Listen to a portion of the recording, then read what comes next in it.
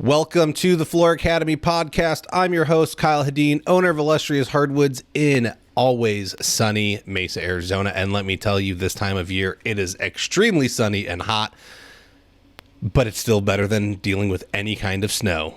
I'm sorry, but that's the truth. I am here with Matt Thibeau this week. He owns Savant Marketing Agency in Ottawa, Ontario, Canada. He is our neighbor to the north. There's nothing wrong with that. Don't hate on Canadians because they live in Canada. There's nothing wrong with it. They got awesome maple syrup and stuff up there. You know, they got a team with a maple leaf. There's good stuff going on up there. All jokes aside, he is very knowledgeable. We're going to get into landing pages and Google ads. But first, I want to let you know, Floor Academy is here to help you move your business to the next level. Whether you currently own a job, you own a business, at the end of the day, we want to get you to the point of owning an asset, because that's when things become very valuable. And all of the little lessons you learn from all of the shows are going to help you do that. And in fact, we even have people that believe in us so much, the industry helps us achieve our message and continue to get it out there.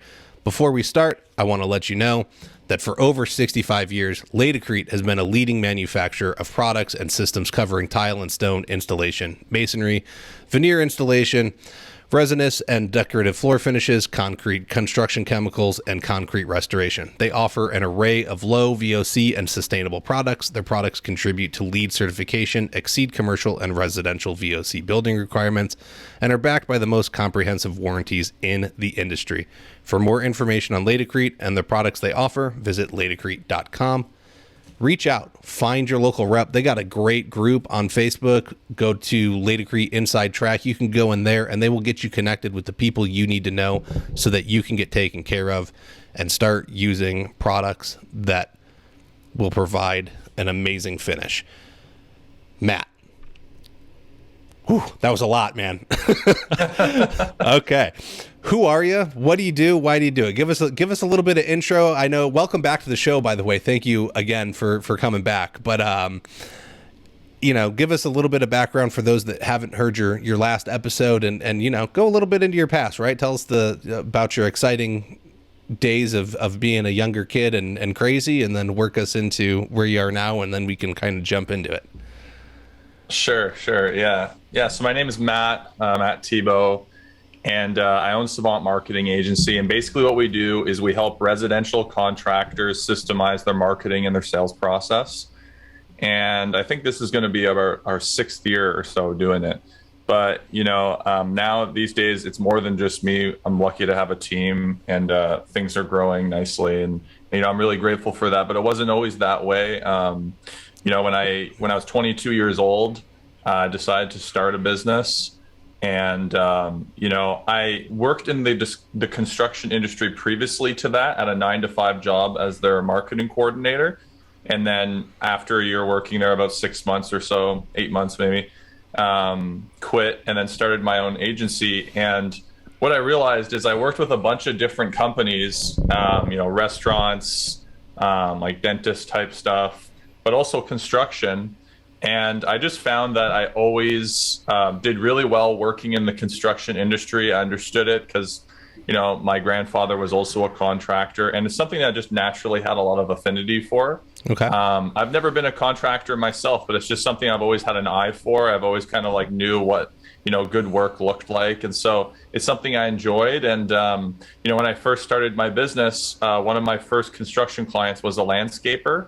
And, after the first month, I still remember the feeling of calling him up and saying hey, how's it going so far? He said, oh, it's going pretty good. We made 10 grand profit or so. So yeah, just keep it coming. And that was kind of when my mind was blown, because at the time, I'm not going to tell you what I was charging him, but it was peanuts compared to what he was making. And so that was when I realized, I was like, wow, I think I'm really onto something here. And so I just snowballed from there. And, now today, I have a book, Digital Marketing Secrets for Contractors. We could talk more about that a little bit later.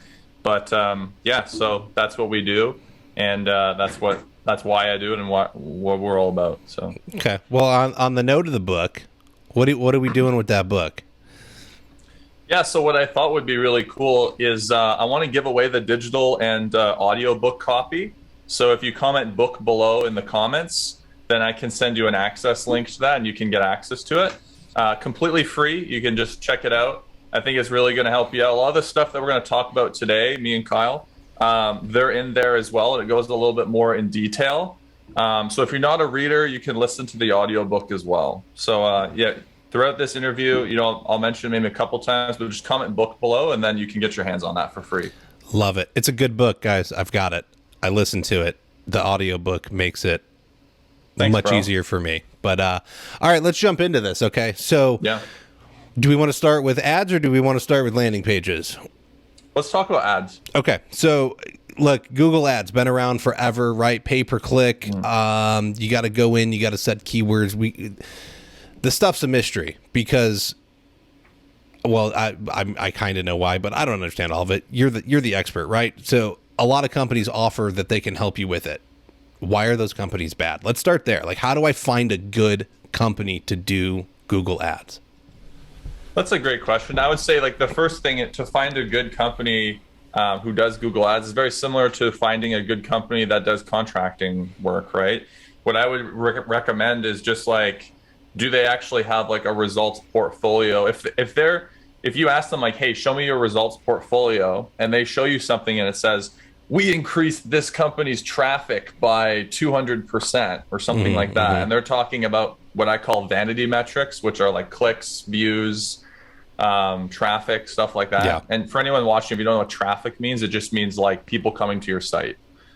And so if they're kind of referencing those types of things, that's kind of a red flag, because what that means is that they're not a results-oriented agency. An agency that's really proficient in Google Ads will say, like, we got this many leads and the client closed this many of those and they got this type of return, right?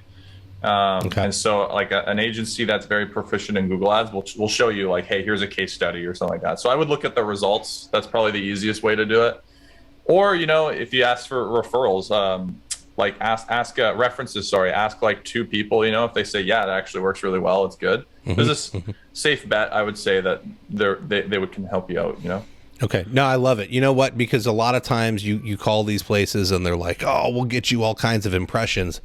I know that I could make my Facebook page sound phenomenal, because at one point I was advertising in all these community groups and stuff, and I was getting 30,000 impressions in a weekend. Right. Great. 30,000 impressions was leading to like 5 messages and, a couple of likes and comments. It was 30,000 impressions meant like 10 engagements. So what is that? If I was to sit there and tell you I got 10 engagements for free for 30 minutes of my time, and then I was probably able to close 2 deals out of that, that's a really good return on investment for my time. But when you 30,000 impressions, great. That's the equivalent of like, website traffic. Just because people are looking doesn't mean they're engaging and moving forward in it. So that's a great tip. And not to mention you become that guy who like ruins everyone's group and just posts all your spam and stuff. Hey, I built my business that way, man. It did really, really well. Really, really well. And I told stories, all right? So I think stories are very, very important to like advertising and marketing. So there was like, it wasn't just like, hey, hire me, I do floors. There was a story behind the before and after pictures of the floor so that you could be educated on the process. It was a little bit of a different approach, but all right, it's a little better. Okay. Okay, so we know how to find somebody. So now what are we looking to do with the ads, or, what are we looking not to do with them, because there's a bunch of pitfalls that can happen to you?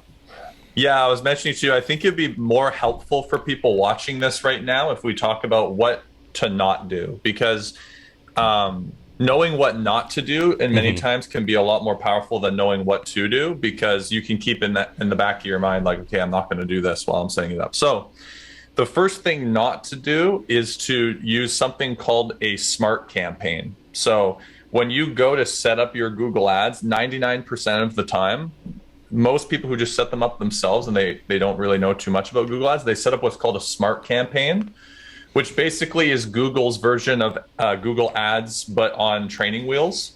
So Okay. basically what Okay. it does is it uses AI to come up with the keywords, come up with the ads, and like do all this stuff basically for you. You basically just plug in like your industry and your phone number and your website, and it does everything else for you. Okay. And I'm not saying you can't get results for that, but what's going to happen is there's going to be a lot of wastage because basically you can't control where those placements are being put. So for example, you're going to have like ads that are going on all sorts of like weird third-party websites and that are being clicked that you're spending money on. You're going to not have control over the ads. Like it's going to spit out like a bunch of different ads, and some of them might be working well and some of them might not be working so well. So then you're wasting money there. You're wasting money on keywords and stuff. So the first thing I would recommend to do is don't put it in smart mode. Put it in something called, and this is so funny, put it in expert mode.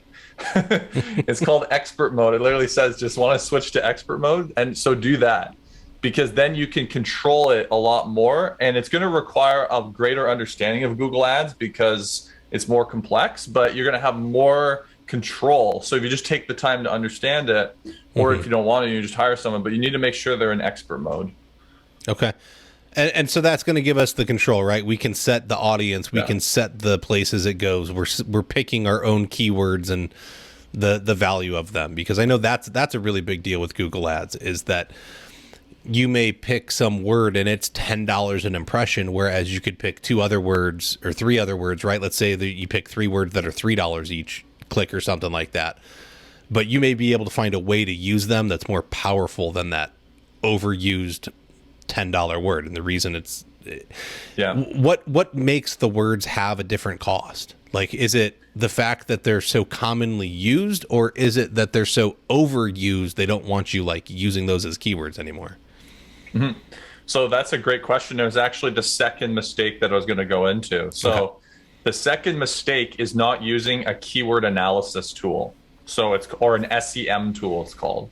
And basically what this is, it's a tool that you can plug in, custom shower renovation or any kind of keyword, and you can get all of the stats on it. And so you're going to see how many people search for that keyword, how many people are bidding on that keyword, which means like advertisers are buying it, and how much does it cost per click. And you're going to see a whole bunch of information. But the reason that some keywords are more expensive than others are for a couple different reasons. The first reason is that more people are bidding on it. So for example, not all keywords are created equal. Like a certain keyword, like let's say, DIY home renovation is not as profitable of a keyword as basement renovation cost, right? Because the first one that I mentioned shows that like maybe someone would want to try and do it themselves, like DIY, whatever. So a contractor wouldn't want to be bidding on that keyword. But basement renovation cost would be a very good word to bid on, because the only person typing in like basement renovation cost is someone who's wondering what a basement renovation costs, right? Yeah. So they're looking to hire someone to do that. So a keyword like that would be what we call something with a lot of buyer intent. And so that would be more expensive, because the higher buyer intention, the more people are going to bid on that. And the more people who bid on it, then you're going to have to bid higher and higher and higher to outbid the other person, right? And so that's what starts increasing the cost. Okay. And there's a couple other factors, but it's mostly like the demand for that keyword. You're competing for impressions. If Google's going to put it up, they want to make sure they're making the most amount of money possible per click on it. I'm assuming is the deal, right? Yeah, and you're also just like, you're outbidding Joe Schmo who's doing $6 for it, and if you do $8 and then someone else comes in, hey, I'll do $10. It's like an auction, right? You're literally just like, picture yourself at an auction and be like, all right, like $5 for this keyword, and do I have $6? Like that's what's happening with Google Ads. Yeah, well, that's what I'm saying. So like then it comes in, and so Google may give you some impressions at that cost, but it's going to be far less than the person that's paying two or three times as much on it as you, right? Or can you not even buy it until you become the next highest bidder? Yeah, exactly. Okay. Got it. So what's next? Yeah, and so like just to close that loop is like, with the keyword analysis, a lot of people will just be like, okay, like I have $500 a month. I think I'm going to spend $500 for my ad budget here. And so that's going to be my Google Ads budget. But that's the Mm-hmm. wrong way to do it, because what you need to do first is reverse engineer what keywords do I want to bid on and what are those costs? And then I come up with the budget that I have in mind. Because if you don't have the budget for those keywords, then you have to either pick different keywords or increase your monthly budget. So what I mean by that is, let's say that you look in like, okay, I want to bid on custom shower in my city or whatever. And you look and you see that that one costs like maybe, $2 a click or $5, whatever it is. Yep. Typically what I like to do is calculate that times 10, because it usually takes about 10 clicks a day to at least get one lead a day. Like, I find it's usually out of every 10 clicks for a targeted keyword, you're going to get around one lead. So then if that's your goal, is to get a lead a day, then you kind of have to reverse engineer that, right? So you're all about the numbers, right? So so you kind of have to know that. Like, you say, okay, it costs this much, times that by 10, that would be my daily budget. And then I'm going to times that by on a monthly cost. And if that is outside of your budget, then you'd be like, okay, I need to find a keyword that's like $1.50 or whatever. So this is how you should be coming up with your ad budget. You shouldn't just be like, yeah, I've got this money to spend, I'm going to bid on this like super expensive keyword, because you're going to get like 1 or 2 clicks a day and then you're not going to get anything. So, and it's actually a waste of your money, right? So I would recommend doing it that way. So okay, I like that. Yeah. I don't know that I understand what you're saying. I don't know that I'd go as far as saying 1 or 2 clicks a day is a waste of money. You'd still hopefully get one lead a week, and if you're pricing stuff right, maybe you only need one lead a week, as long as you can close. If you're doing bigger projects and you're kind of by yourself, if you could get one lead a week and you close 25%, and that the projects take a month and you only really need to get one new project a month, maybe that system works for you. You got to evaluate more than like, I'm 100% with you.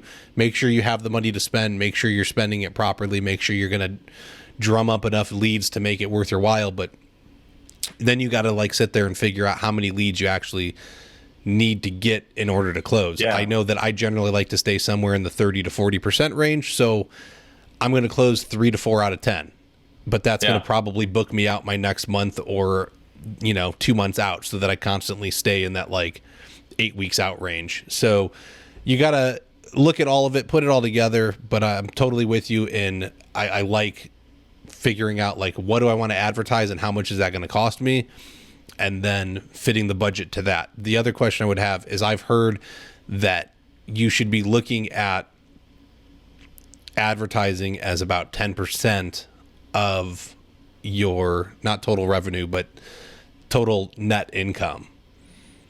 Is that something you've heard before? I've heard it before. My personal opinion is, if I put $1 in and I get $2 back, then I'm not concerned about what percentage I'm spending on it, right? So, I mean, to me, when I hear that statement, I just think that it's like, okay, that basically means that you're like picking this arbitrary number that you allocate towards it without like, so that means like, am I losing that 10%? Is it not coming back? So I look at it more as like, what are we getting back and how much do we want to grow? Because if it's coming back profitable every time, then why would I do 10% if I'm trying to grow? I would do that to like 20% or 30%. Yeah. It just depends too, like how much do you want to grow and what is the return of that being spent, I look, once again, totally agree. I think it's a numbers game. And so if you can put $1 in and get $2 out, you're making 50% on your advertising. So if you put $5,000 in, you're going to get 10 grand out. At that level of return, is that what I want to be doing? Probably not.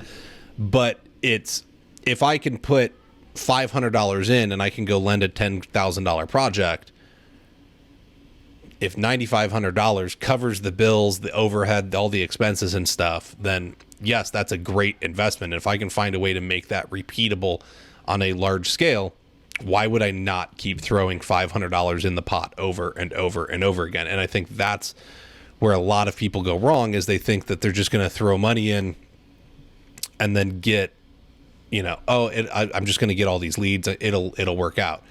If you're not tracking all the information, you're cheating yourself. And you have to, like you said at the very beginning, right?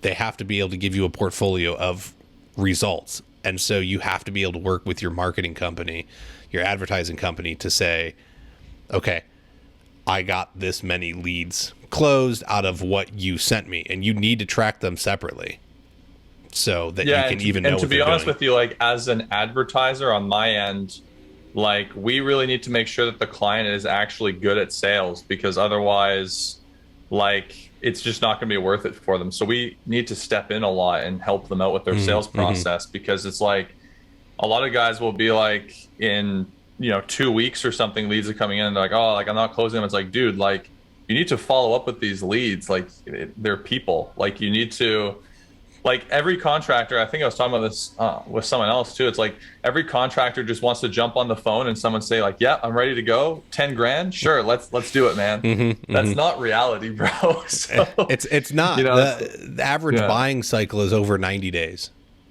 Yeah, so that's just a little caveat that I wanted to say, but yeah, I agree with you. I definitely, I could be better about following up with people. A lot of contractors could.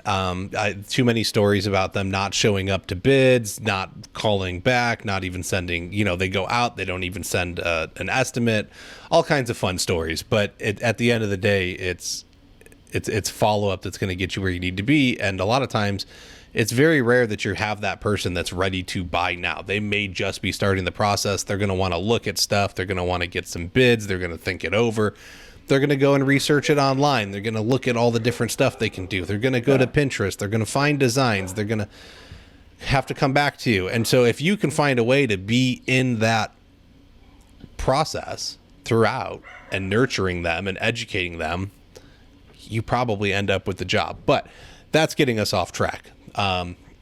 Let's hop back in this. What are some other mistakes that happen when you go to start setting up these ads?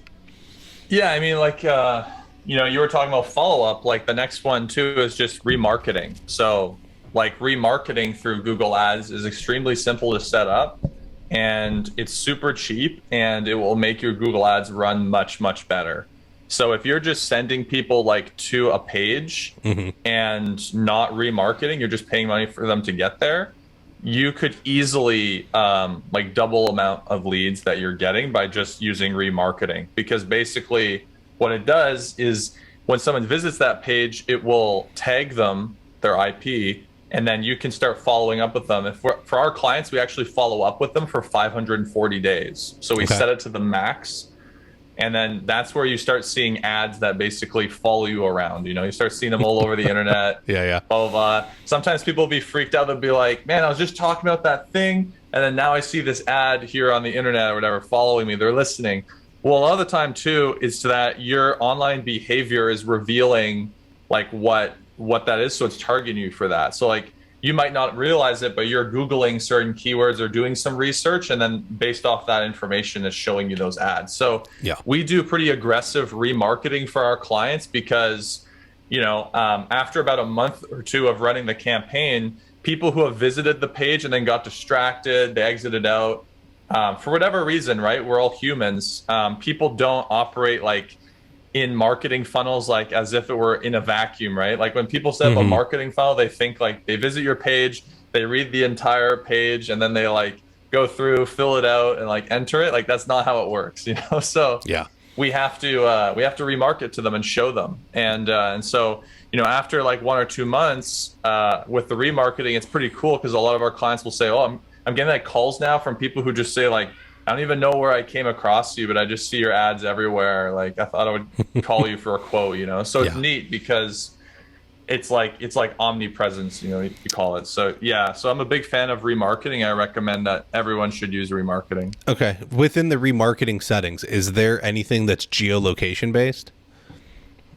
Yeah, you can target like a specific city and people who went to your page. Can you target specific addresses? Like if they went to a specific location, can you then have your so like you can target a specific address, but they need to go to a page as well, right? Okay, so if they just because their phone like visited somewhere and they're looking at the keywords, like it can't pick that up in combination. It definitely can, but that's not the type of remarketing that I'm talking about. That would be more just like running ads to people in a certain location. Well, so what I just saw a crazy video, right? And so they were Yeah. talking about being able to it's ethical it's ethical I saw stealing. that. I think I saw that too. So you put in your competitor's address, right? So if they have a showroom or something and these people are going to the showroom, they visited that location. So then your ads start going to the person because obviously they're interested in that product. So you just start shoving your stuff in their face so that they see your company over your competitor. So I'm just wondering if that's an option with Google stuff, if you could make that work. Yeah, that is an option. Yeah, I think I actually saw that video. That's pretty funny. Yeah, so you would remarket someone who visited like a postal code or like zip code, whatever you call it. Yeah. So you would just put that area in or like that location. Yeah. All right. This was talking about like you could, it's a different platform, but you can target a specific address. So like literally if they go to your competitors retail shop, like it'll start sending the ads out to them. That's pretty funny. I would love to see like what the actual results of that would be. Because I feel like the problem with that strategy is you'd have to do somewhere that has a lot of traffic. So you need to do somewhere that has like a lot of people coming through. Otherwise, you're simply just not going to show enough ads to people for it to actually make sense on a return on investment. Okay. So like, you know, he's kind of assuming like there's going to be a lot of traffic, but if there's not a lot of traffic, then it's going to be expensive to do that. So I would want to make sure that there's like a lot of people going through. But anyway. No, that makes sense. I from a sales perspective, with our Cub Scouts, we've been very fortunate. We live near a Bass Pro Shop. If you're shopping at Bass Pro Shop, you have disposable income and generally have a decent amount of it because nothing at Bass Pro Shop is cheap. So we are able to go there and sell the popcorn for Cub Scouts and some other stuff like that they do throughout the year. And the way you can teach a kid to sell at Bass Pro Shop is way different than when we have to go to like a local grocery store. That like grocery store still has a ton of traffic, but people go to a grocery store with a budget in mind. They want to get in, they want to get out. It's a way different experience trying to sell there and how much you can produce an hour versus what you can produce at the Bass Pro Shop. And so like, traffic flow is very important in what you're being able to do and create when it comes to sales and how many people can see it and for what cost and what return do you get on that. So I totally agree. Like I would want to make sure that if you went that route, it's somewhere that's getting enough people in that I can target enough of them that maybe I convert a few over to going with my shop. But I thought it was a really interesting idea to be able to like, I think I find remember the people it said, that are like, interested. It said like ethically, and then people were like, "This isn't ethical." That's sure it is. Okay, so what do we got? Let's hit the next one, and then I'll jump in after that. So what do we got next? Yeah. So then the last aspect about Google Ads is that if you're running Google Ads, then you need to use a landing page. So we talked a little bit about this off camera, like. What is a landing page? Basically, a landing page is a simple one-page website. It's like an extension of your existing site, but it's a one-pager that basically there's only one option. There's only two options on it, actually, is to request for a quote or to exit out. So you can't like click blog and like read through like, you know, a blog or go to About Us and do all these things, because the thinking behind it is that the less decisions that someone has to make, the more likely they are to actually make a decision. So we want to remove as many decisions as possible to make it more likely that they're going to do what we want them to do. So on a landing page, we just show enough possible things on there to get them to make a decision and request for that quote. So that's the purpose of using a landing page over just a regular site. And if you use a landing page, you're going to, like if someone is running the same campaign and they have a website and then they do another one with the landing page will almost always perform much better. So just by like introducing a landing page to your ads, your Google Ads, if you're not, you're going to increase results. By how much? I don't know, because it depends on what's on the landing page, but it's probably going to increase results.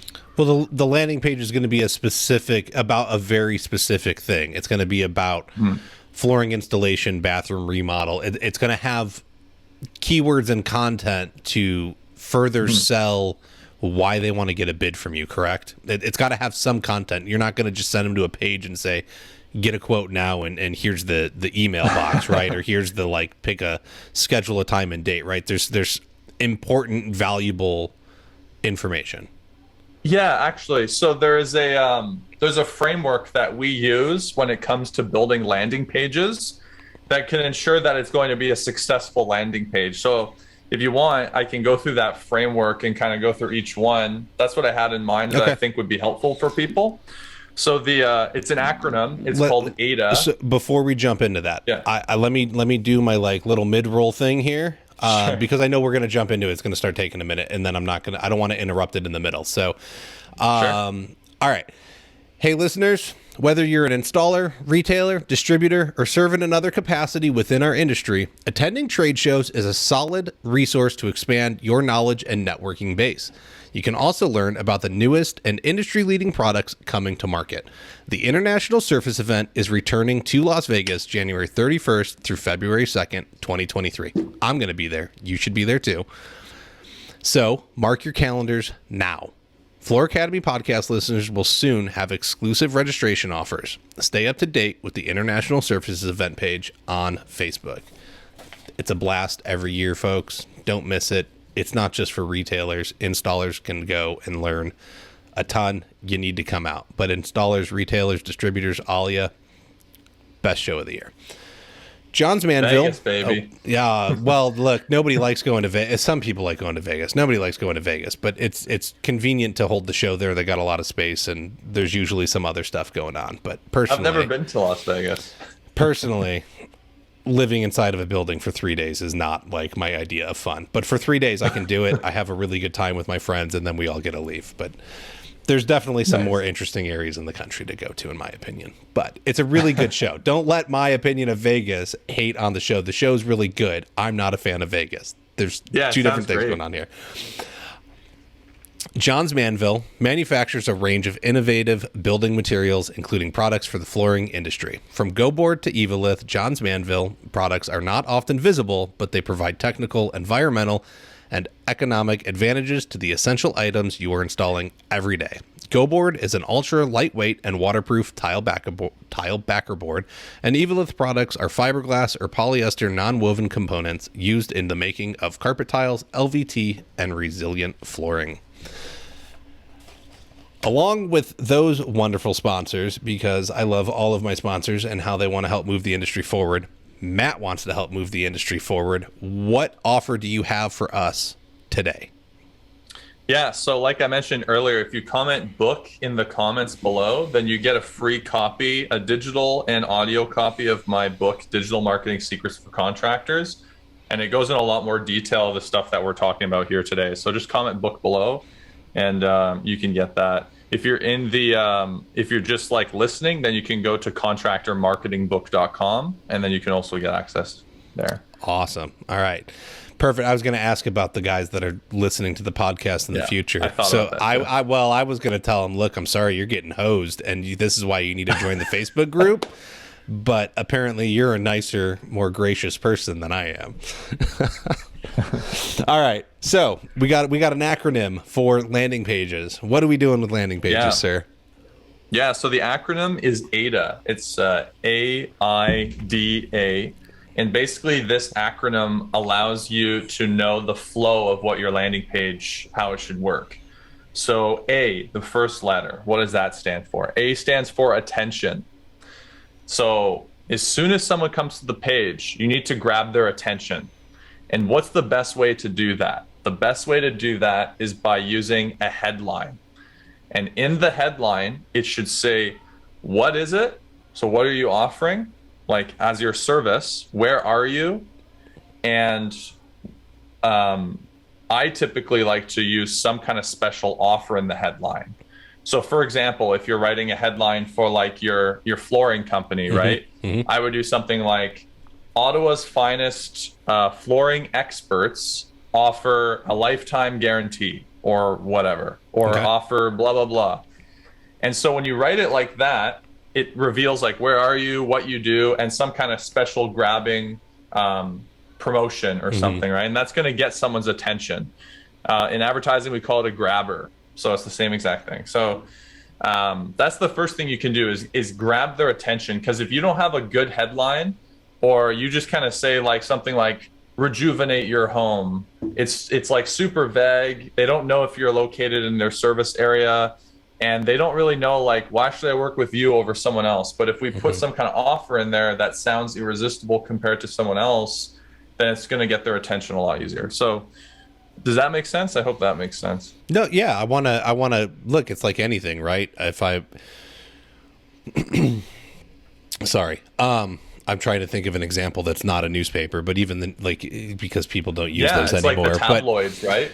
Well, Stuff correct. like a giant picture with a giant headline that says, Merman marries, Queen Elizabeth or something, right? There's a picture of them, and it's ridiculous. But you're like, oh, I got to learn more about this if you're going the tabloid route. But, newspapers aren't really around, right? They don't get delivered to your home anymore. So that's kind of an antiquated reference, but you would be able to open up the newspaper and it would have a giant headline and a picture and get into the story. And so you're kind of doing the same thing, right? You're putting this information boldly in front of the client so they can immediately see it. The equivalent is, look what the people do that design grocery stores.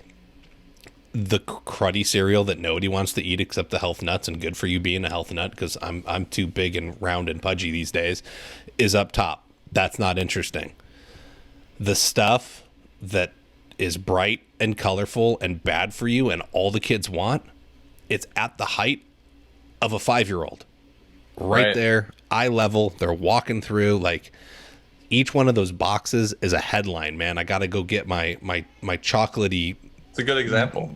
Count cereal, or I got to get my Fruity Pebbles, or it doesn't matter, but they're right there at eye level. And so when you're bringing somebody to your landing page, you better grab their attention with something, because the bounce rates are super high, especially these days. If I think I watch something on, all I hear is people hate on Coco Melon for kids. And I can 100% agree after seeing what I saw, in that they don't hold a shot longer than generally 2 seconds. Yeah, for retention. And so if you're talking about, the Gen X kids and the millennial kids, it keeps getting worse and worse. The younger part of Gen Alpha is going to be completely ruined, because if you don't capture their attention in under half a second, you've lost them. And that's incredibly fast. You better have something that pops up and grabs them. And I think most of us are getting that way. That's why TikToks and Reels and all these things are huge, because if it doesn't capture your attention in the first 2 seconds, you're not going to watch the next 30 seconds. But it's incredibly easy to just flip and flip and flip and flip. And quick dopamine hits, and that's essentially what we need to give people. Is they come to this page, right, get their attention. I need that dopamine hit. Why is this good for me? So yes, exactly, makes perfect sense. And I like to use, you mentioned earlier, the colors and stuff. I like to use colors like red to get people's attention as well in certain elements. Okay, so that's another way too to assist in getting the attention. And then the next letter is I, and that stands for interest. So how do I get someone, now I have their attention, how do I hold their interest though? And so the way to hold their interest is, pretty quickly you should start introducing what I call trust signals. So these are like badges or things that kind of build trust, so that they can be like, oh yeah, he's associated with John's Mansville or Manville. He's associated with blah blah blah, he's associated with this, right? You want to be able to show things that people know, like, and trust, so that they can be like, oh, that's cool. And then another way to start building interest as well is to use colloquial language. And what I mean by that is, a lot of companies on their website, they'll say our clients value working with blah, blah, blah. And so when you speak like that in this third party type languaging, it actually disassociates the reader from reading it. From feeling like they're connected to you. So instead, what I recommend you do is you speak on on a colloquial kind of one-to-one, person-to-person type languaging. So instead of saying, Floor Academy, you say we. And instead of saying our clients, you say you. Yeah. So in all your languaging, you shouldn't say something like our services. You would say how we help you or something like that. So you flip the script to be all about them, and you Yes. use the word you as much as possible, and you refer to we. And so just by doing that, that's going to make your landing page, when you're talking about the services that you offer and all that, it's going to build a lot of interest, because the person naturally is going to feel like, wow, this person's really like catering to my needs, not just like like all about them. Like, we've been in business since 1994 or whatever, like nobody cares. So Yeah. you're talking a lot about what they need and their desires. So that's how you build interest. On point, dude. On point. I love following Donald Miller, who wrote a book called Building a Story Brand, but Yeah. that's exactly the message, is like, you have to stop making the story about you and your company, because it doesn't matter. They're not, yes, they're there to hire you, but they don't want to hear all about you. They're worried about their problem, not your problem. Your problem is acquiring the client. Yeah. They don't want to hear about that. So when you flip that story around, right, and you start making it about them and how you can solve their problem and guide them through it, and you are just the educator there, right, or you're the mentor, you're there to hold their hand and help them and guide them, that's a different approach. And so, yes, being able to change that language and making it more relational, one-on-one, and about how you will assist them, instead of shoving like, look, it's a flooring, or it's a bathroom, or they already know that. That's what they're there for. But how do you assist them in making it successful and actually solve their problem? Is their problem that it's ugly? Is it that it's or maybe that they can't it's invite ugly. their neighbors over, is right? it And broken? have these fancy dinner parties or whatever. Correct. Right? I mean, it doesn't matter what it's going to be, right? But like, there's something wrong, Sometimes the dog pees all over the carpet, so we have to find a better flooring solution. Sometimes it's that the house is just ugly and needs to be redone. Somebody may want to do a remodel. Why do they want to do the remodel and put an addition on? Is grandma moving in? Like, what's the actual problem? Yeah. Does it need to be ADA compliant? How are you going to get them from point A to point B and solve the problem, as opposed to just cram down their throat, my company offers this service? So grabbing get their attention and then interact with them, like that's the key. Is like, now I'm trying to get you to engage with me on a level that you actually appreciate. And so that's the quicker you can do that on a page, right, the better, because now I don't have to have the phone call. So hopefully this, I'm making these landing pages to cut parts of my sales process out. Absolutely. If you're answering the same question 20 times, you should probably have a landing page about it. You should probably have a short video about it. You can put it on your YouTube, put it on your Facebook, make a TikTok about it. I don't care, but get the information out there, because if you're answering the same question all the time, it's not being answered properly and people aren't finding it. Yeah, well said. That's really good. Yeah.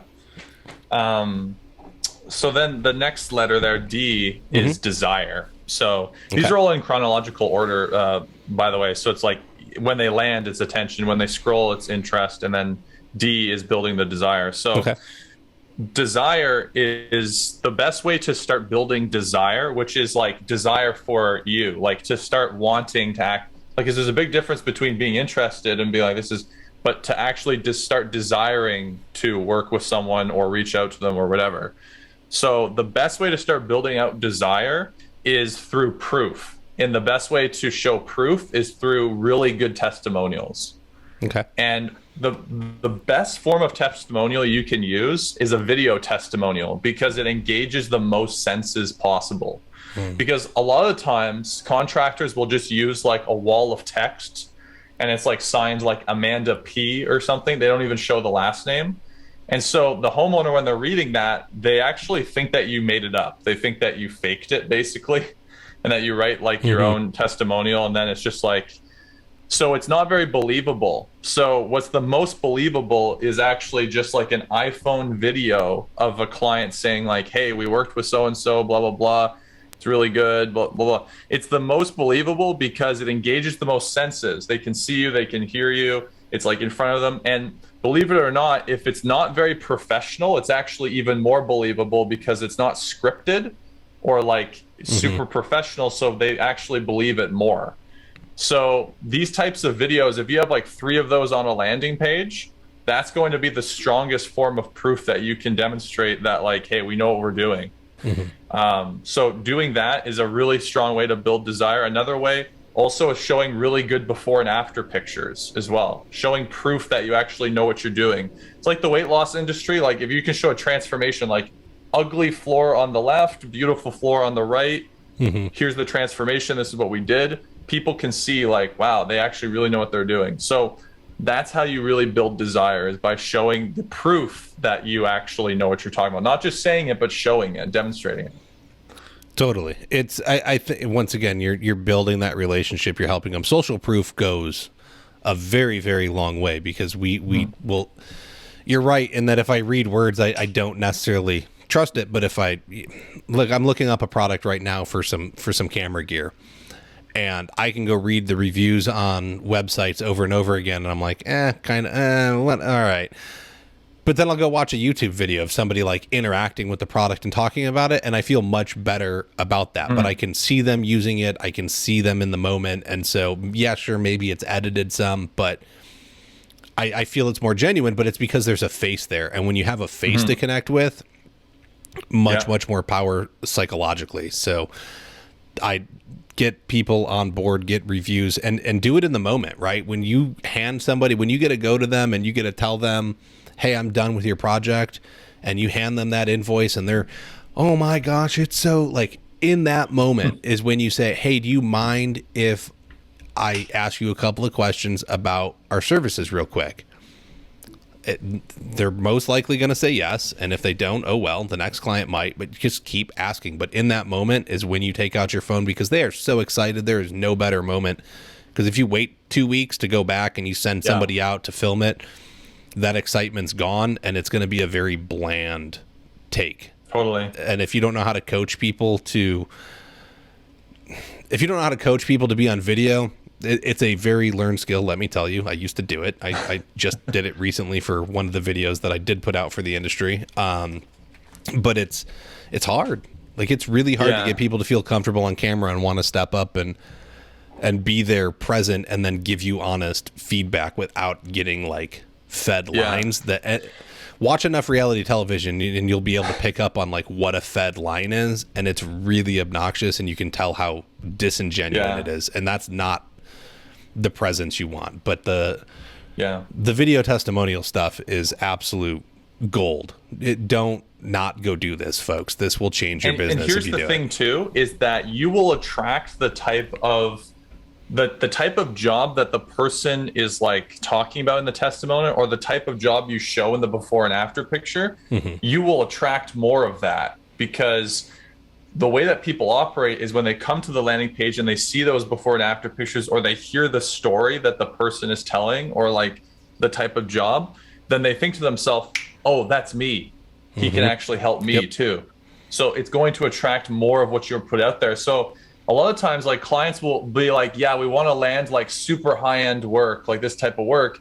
And then they show me the pictures that they have and like the type of work that they're currently putting out. Yeah. And it's like, dude, you don't put out, or like at least have the pictures of the stuff that you're talking about. Like, based off of what you showed me here, we're not going to be able to attract that type of work, because there's an incongruency in what we're saying and what we're showing. Yeah. I hope that makes sense. So that the person actually doesn't trust you anymore. They're like, well, this isn't what you're saying. So you can't advertise custom parquetry in the hardwood world if you don't have the jobs to back it up. If you're just showing me straight lays, you're most likely not going to get a lot of those sales. So yes, I 100% agree with you. In fact, if you go way back, there's a great episode with Leonard Hall with Endurance Flooring, and what he did early on, because he wasn't getting high-end sales and he wanted to, is he built a bunch of samples, and when he was just out doing a regular sand and finish for a designer, he would bring them and just like set them down in the house, knowing that the designer would come in and see them, and they'd go through with the client, and maybe all of a sudden the client says, oh, that looks nice. Can we do that like over here? You haven't done this area yet, right? That's smart. So it started getting him the sales because he's putting it there. But then that designer also knows, like, oh, they can do this, and it gets locked in up top in their mind, and now you're top of mind. And so when they have somebody else ask for it, oh, I know the guy, I know who to hook you up with. That's really right? smart. And that's so smart. you're creating that advertising within it, and so it's once again, there's some social proof there, but there's also, like, you're just staying ahead of the game. And so by going and being able to tell the story, having the pictures, having the work, yes, I totally agree. You have to be able to back it up. I also think don't just do before and after for floor guys, for bathroom guys. I think for stuff that requires intense prep work that needs to be done right, a lot of folks don't understand it. If you can have some pictures of that and why that's going on as well, you're going to get clients with less objections, knowing that you do it right and why it needs to be right. So when that problem occurs down the way, you've already shown them you know what you're talking about and why it needs to happen, right? You're still building in that proof and that expertise. Because a lot of times, great, like, you can take it from really, really crappy to super amazing, but if your prep work sucked, it's going to fail in a year, and now I've spent 30 grand on you for a shower that's not working after a year. Whereas I could have spent 35 grand for the guy who's going to prep it right, and I've got a shower for a lifetime. So I think prep work, if you can get some prep work in there and talk about some of that stuff and educate people, that's going to go a really long way too. Lifetime warranty guarantee. Very big thing. If you can find a way to offer a better warranty than your competitors and you're willing to stand behind it because you trust your work, advertise the heck out of it. It will get you so far. Back to attention. That goes back to our attention part. Yes. Yeah. All right, last one. Yeah, last one here. So A again. So the last A in ADA. So that stands for action. So basically, we've done everything. We've shown them, we got their attention. We built their interest. They have the desire. Now we just have to say, okay, contact us. And this is where, like, it's like it's like blue balls in advertising, where it's like you'll see a lot of contractors will do like almost everything right, and then in the ad they'll just say, like, feel free to contact us if you want to ask some questions. No phone number, no email, no easy way to contact you. And when you say something like feel free, it's like, yeah, like, you can kind of contact us if you want to. You don't have to, but you can. Yeah. So when it comes to the action part, the first thing is you have to command them to do something. Request your free quote here. Call this number now. Do this. Like, you need to tell them, like, do this, not like, don't hesitate to reach out. Feel free to do this.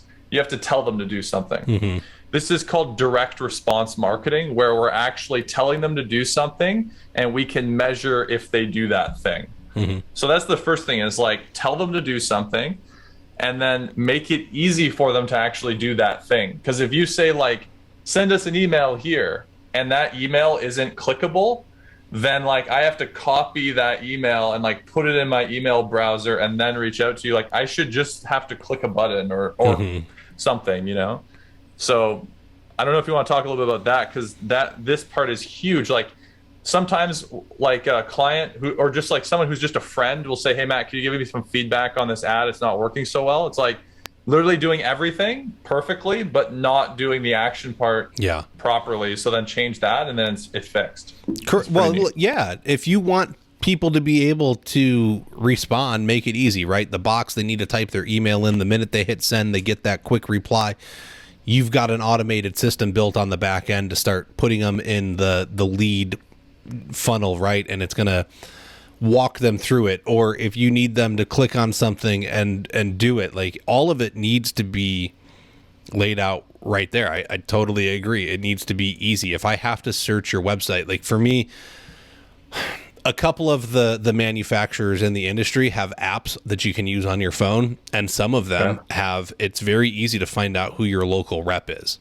And because it says, like, find your rep, and you can put in your zip code and search, and it comes up. I get why some companies don't, because generally turnover in that job is very high. And so somebody might only be around Right. 3 months, somebody might be around a year, but it's constantly turning over. So like the upkeep is a lot to keep it in place. But I'll tell you what, I use the products of companies who make it really easy for me to find my rep a lot more than products of companies that don't. Because if I have to call your 1-800 number to then find out who Right. the rep is and then call that guy, I've lost interest. I don't care. Yeah. I want to be able to call that guy directly right away, start building a relationship and use your products and use them successfully. I don't want to have to call the 1-800 number and then get another number and then call and then try and get this guy and find a time. Like, I just want to get where I want to get. And so if you want to get a client, you need to capture their email address, or you need to give them a way to get the information you're offering quickly. If you're going to give them an ebook, they don't need to be hopping through, 10 different pages to get what they need. What's the minimum amount of information you can collect from somebody? And I think that's an interesting thing too, is we're huge on privacy laws these days, except the amount of privacy we've given up with the advent of the internet is absolutely amazing. So giving out an email address, giving out your address, your name, your phone number, like all this stuff is pretty common now. But what's the minimum amount you need to get somebody into a CRM? You're going to want their name and at minimum an email.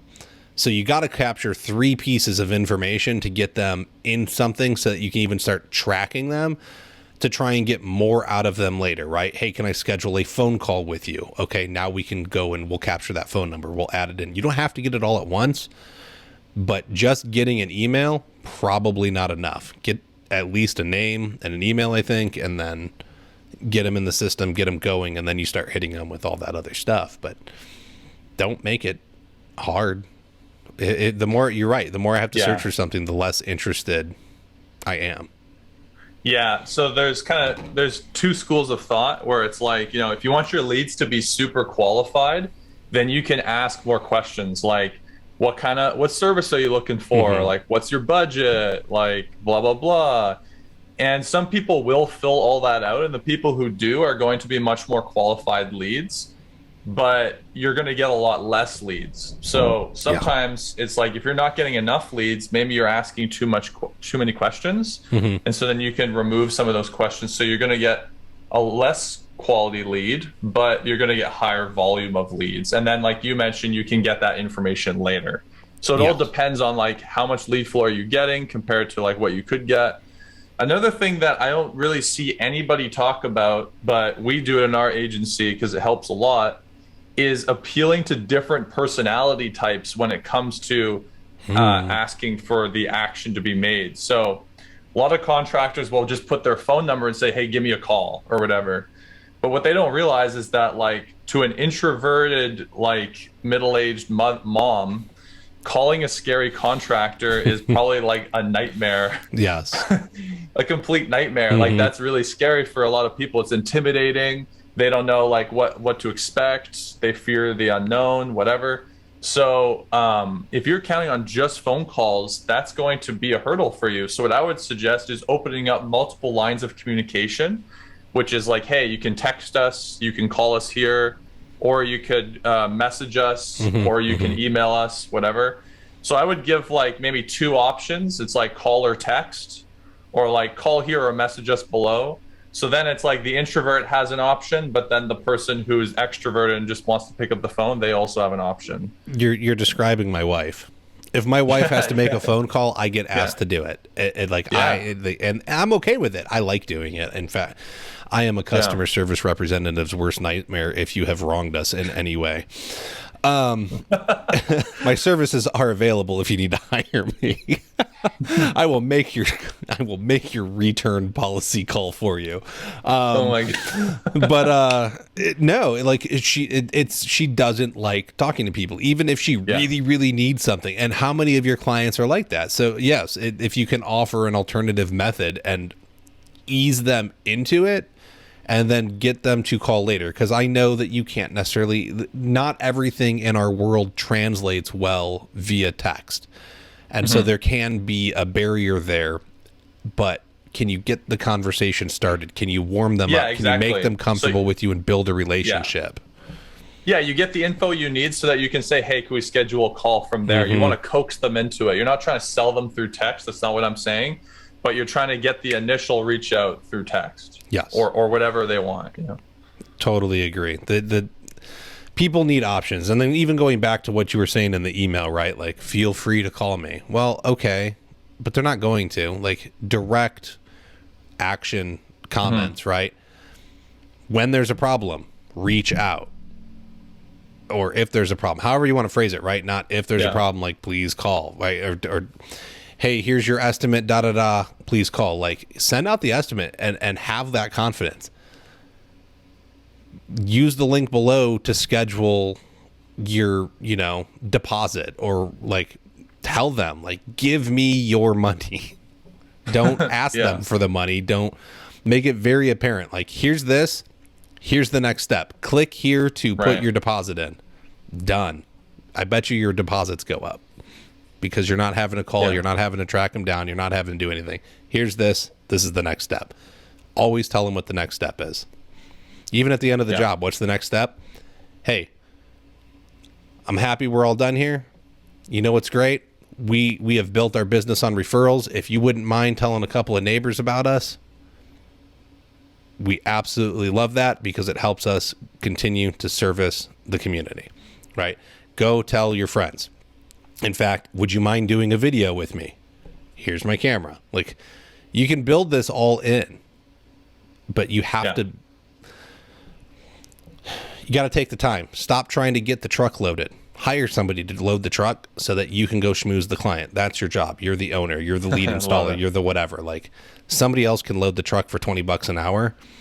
You have other more important things that bring in more value, because if you go sell another job because they go tell Susie down the street, you just kept yourself busy for another day, another week, another month, whatever that's going to turn into. And the guy I'm paying $20 an hour to load the truck and make some cuts for me and to learn probably isn't the guy I want trying to sell for me. So I'm definitely not going to put him in that situation. But if I'm busy worrying about getting the truck loaded, then how am I dealing with the client as I'm trying to finish out the sale? 100%. You got anything else for me, buddy? That's really what I wanted to speak about today. I think we've covered a lot of things. And so, like I mentioned, I talk about all this stuff in the book in more detail, and then you can like have it referenced. So yeah, if you comment book below, I'll send that over. Did you have any kind of last like comments or whatever about what some of the stuff that I said? Anything that didn't really resonate or? No, I think we covered it really well. I'd say that once again, Matt has a really great book. He gave it to me early on, and I found it very valuable. In fact, I want to say I made it one of my books of the month. Don't take my word for it. I'd have to go back and check, but I want to say that I made it one of the books of the month. And so, it's great. It's a great offer. He's tagged in the post. I'm sure if you come along later on and you respond book in the post, like, he'll get a message that somebody commented. I bet you he'll hook you up. If you're listening, he already said, reach out to him. Where can they go on the web if they're listening to the podcast later when it comes out? Yeah, if they're listening on the web and they want to get the book, go to contractormarketingbook.com. Bam. Could it be any more straightforward? How was that available? That's crazy. I've got a couple pretty nice URLs. Awesome. No, I think that does it. I appreciate you coming on and sharing your wisdom and knowledge again. If you are looking for marketing services, just because he's in the Great Canada doesn't mean he doesn't service the United States. Feel free to reach out to Matt at, savantmarketingagency.com, maybe? Yeah. Okay, savantmarketingagency.com. His info's there. You can reach him through this post in the Facebook group if you are in there. Other than that, I think that'll do it for us. I want to thank our sponsors. I want to thank everyone for listening. Please check out flooracademypod.com. We've got the store over there. You can get some awesome gear. We have our business budget calculator spreadsheet. We've got your equipment tracking web or spreadsheet. There's a couple other tools over there. We've got What else? Oh, you can help support the show. Go to patreon.com/Floor Academy. Even $5 a month goes a really long way in helping the show to continue to get created. It's really easy. Just, you're going to go there. They're going to ask you for some credit card info. You're going to put it in. You're going to get billed automatically. You won't even know you're giving me $5 a month, and you're going to feel really good about it. I promise. Otherwise, thanks to Ladacrete, thanks to Surfaces and John's Manville, and thank you, Matt, for joining me again and sharing your expertise on the marketing side of the business so we can continue to generate leads and keep everyone busy and working. Thanks for having me, man. You're welcome. We'll catch you next week, everybody.